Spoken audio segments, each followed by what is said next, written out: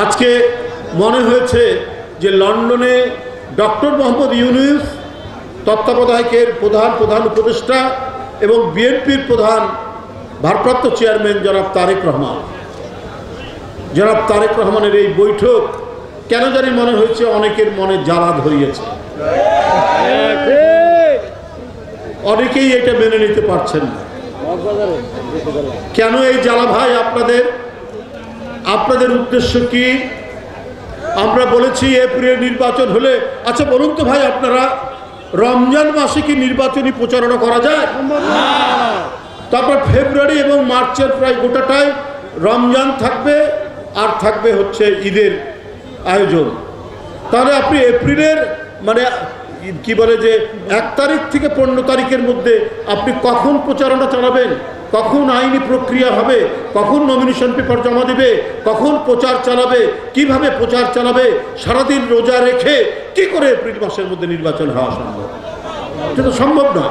আমাদের এমন একটি সময়, যে সময়ের মধ্যে অন্য কোনো আপনার ধর্মীয় কোনো অনুষ্ঠান, ধর্মীয় কোনো পরব, রোজা, ঈদ থাকবে না। সেই সময়টাই তো উপযুক্ত সময় হওয়া উচিত।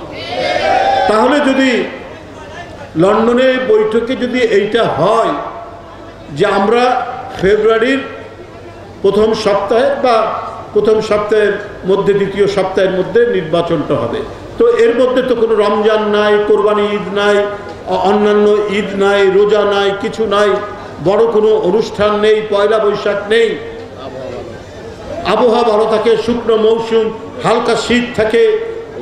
এই সময় বরাবরই আন্দোলন সংগ্রাম হয়, এই সময় নির্বাচন হয়। এই দেশের এটা একটি ঐতিহ্য। তাহলে যদি বিষয়টা এইরকমই হয়, মধ্য ফেব্রুয়ারি অথবা ফেব্রুয়ারির 10 তারিখের মধ্যে বা 15 তারিখের মধ্যে যদি নির্বাচন এটি ঘোষণা করে নির্বাচন কমিশন, আমি জানি না কখন নির্বাচন হবে না হবে, মানে ফেব্রুয়ারির কত তারিখে হবে না হবে আমি ঠিক বলতে পারছি না। খবরের কাগজগুলোতে দেখছি যে মধ্য ফেব্রুয়ারির মধ্যে নির্বাচন যদি হয়, নির্বাচন কমিশন যদি এই তারিখ ঘোষণা করে, তাহলে এর চাইতে উপযুক্ত সময় কি এপ্রিল মাস? এপ্রিল মাস তো হতে পারে না।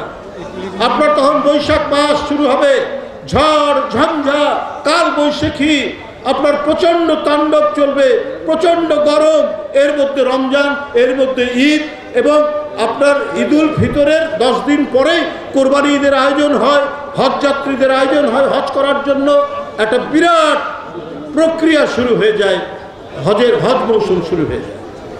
তাহলে এর মধ্যে কি করে সম্ভব?